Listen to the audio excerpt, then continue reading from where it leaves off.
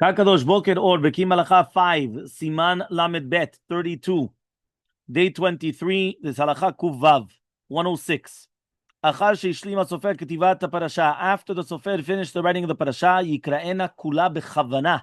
He has to read it bechavana. V'diktu ketev pa'amim shalosh. He has to read it a few times. It's called Haggah. Haggah is after you already wrote it, read it a few times. Kodem sheichtov parasha shniya, before doing the second one. Why? But if you're going to find something lacking in the parasha, so he says lo hi levada, right? Lo hi levada is going to be psula. Ela kol ma she'la'acharei gam ken yimsal elida mishum she'ayu shelo kesidran parasha mukdav shechiktov mechadash la'acharei. What does it mean like this? This only applies obviously to tefilin and mezuzot. Tefilin and mezuzot you need kesidran. Kesidran zot omeret, it has to be in the same order. You cannot. So now, if I write the first parasha, right, and let's say the parasha is Shema, okay, and then in the Shema there was something pasul. So that means if that's pasul, everything that I wrote afterwards is also pasul.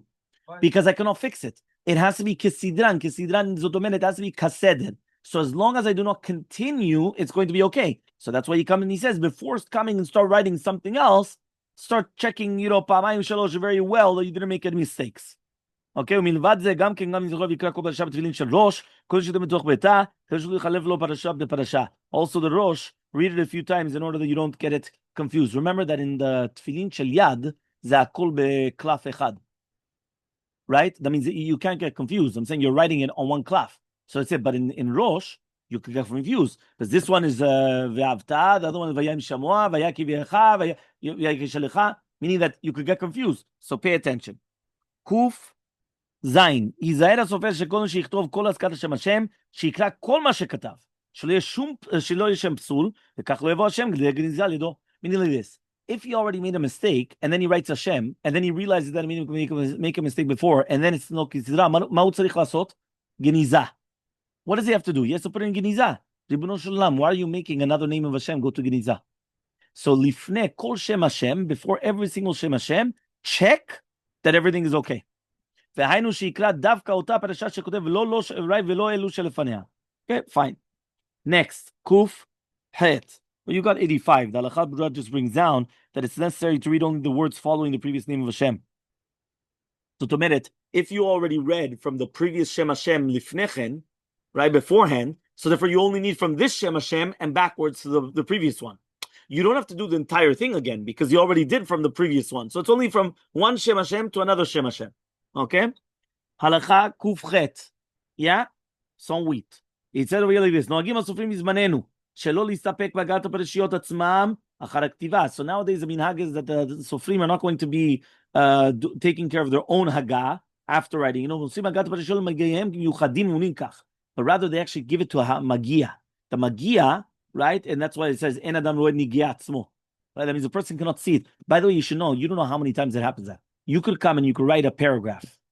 Write at, like a katava, right? And you could read it once and twice. And because you were the one that wrote it and you got accustomed to it, you don't realize the mistake. And the mistake is so obvious. You give it to somebody else, it says here, you're like, hey, how did I not pay attention to that?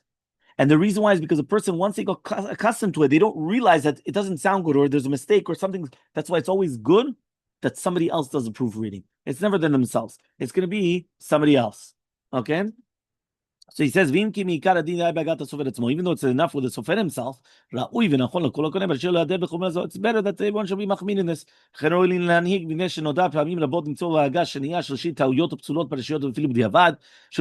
He says, how many times has this happened? Do you know this actually happened to us? This happened to us that a sofer wrote a Sefer Torah. After writing a Sefer Torah, he gave it to the Gah. And even after giving it to the he gave us a Sefer Torah. Right? When they went and they gave us the Sefer Torah back, it was missing a word. Wow. An entire word. So we asked, what's going on?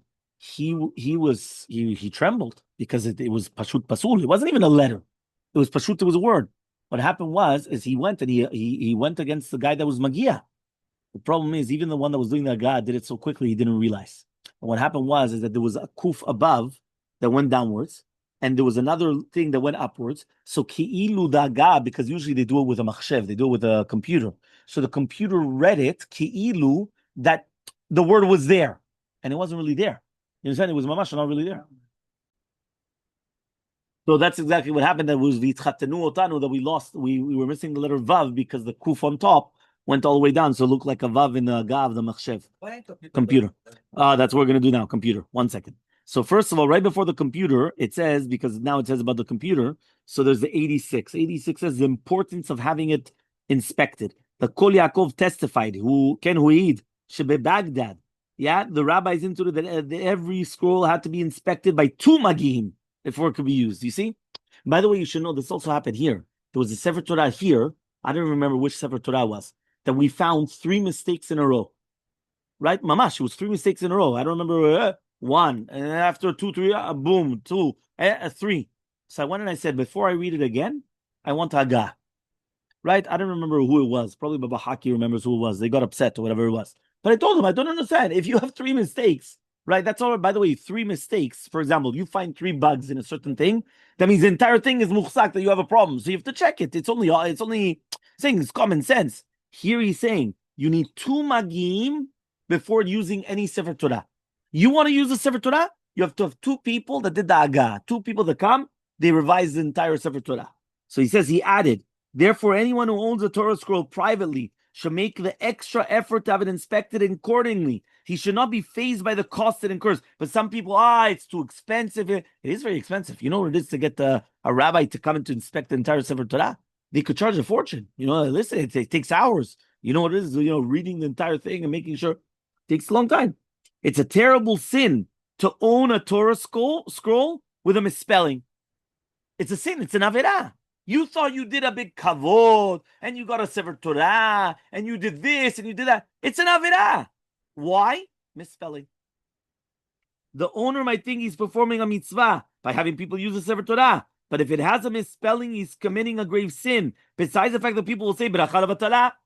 Therefore, when someone decides to commission the writing of a new Sefer Torah, he should add to the budget the cost of the hiring of the magim to inspect it, to verify that it's kosher. And if his budget is limited, he should purchase a scroll that is less expensive so that way he's able to afford it. He should be far more concerned about having the scroll properly inspected than to have a beauty script, but it's not even kosher.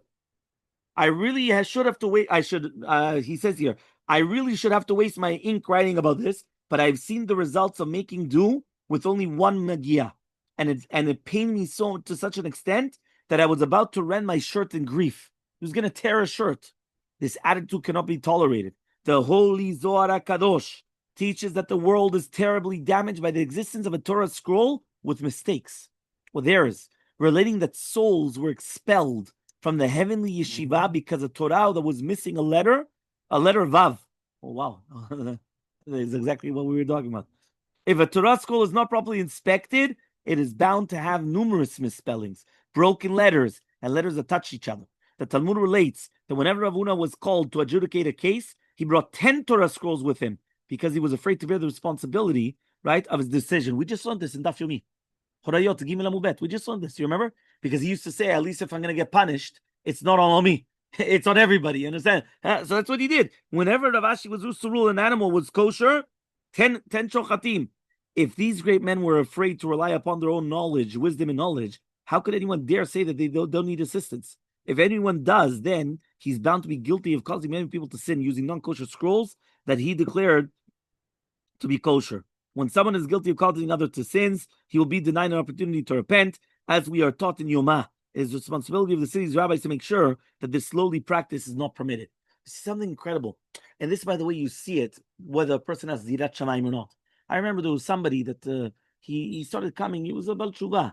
So when he came and he was learning, right, I once spoke to him about something. And I saw that he was very easy to paskin, like a big deal, boom. I went and I told him, you're not afraid? He goes, be afraid of what? I said, if you make a mistake, you go gainam, not the person. The person did it al picha. And the reason why is because you didn't learn it properly, meaning that you didn't, you can't ask for counsel, you can't ask for, and that's why many times we see in the Gemara that there are certain people that they come, David Melech said, I never paskin without my Rebbe's psak. It doesn't mean he never argued on his Rebbe, because it did, right? But you always get a second opinion. You always get some. Why? You want to make sure. Yafeh danti, right? Yafeh tiharti, right? Is it good that I judged? Is it good the way that I said tahor? Is it good? Not just stam like that. You understand? And that's what people are missing. They're missing what? They're missing that. You know what it is? The fire of Gehinnom when a person's going to come. Oh, yeah, don't worry about it. No big deal. A big deal. Giving up sack. Right? Same thing. He says here, Gam noagim bizmanenu livdok parashot b'bdikat machshev. Nowadays, they also do bdikat machshev. It's not a chova min adin. Because if you already did it with a human being, you don't need machshev. מכל מקום, ראוי ונכון ליכול יראת שמיים לערוך בדיקה זו. כי איננו הראו כמה מקרים, שגם אחרי בדיקה מגיעים מומחים, נתגלו טעויות בבדיקת מחשב. We see that the מחשב is מגלה what the סופרים are not, and vice versa. In this case, the מחשב did not catch it, but המגיע should have, and he didn't. So that was a mistake. אולם בדיקה מחשב כהגה בנוסף לבדיקה, but it's only an extra, but not like a תחליף. וגם נועדה בדיקת המחשב לגלות טעויות של חסרים יתרות, אך אין להשתמש בה לגלות דבוקים פסוקים וקשרות שלו. He says, the מחשב, you could see if it's missing a letter, adding a letter, but you can't see through מחשב if it's touching the letters, or if it's going to be that there's a little crack in the letter, or it's going to be tzurat otiyot different. Now you don't know. So because of that, a person has to pay attention, right, to the different, to two different hagal. Hagal of a human being, and hagal of מחשב, and even two human beings, to make sure that mamash, that it's going to be done properly.